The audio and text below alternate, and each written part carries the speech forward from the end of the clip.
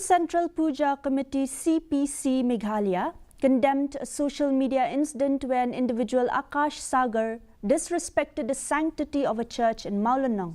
CPC President Naba Bhattacharjee called for a swift investigation and strict action by the district administration to uphold the state's tradition of religious harmony.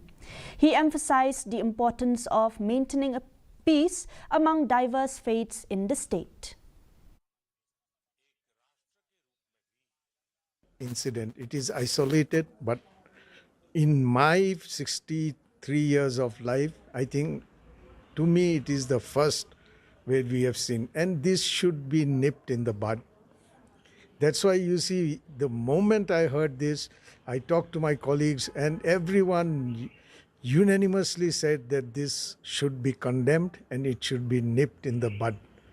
We cannot allow this. You see, we have the SAF, which all of us form together, Shillong All Faith Forum.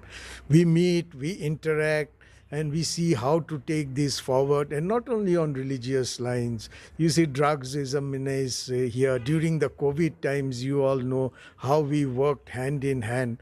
So we have a system here, and this is possible because of the indigenous majority tribal community.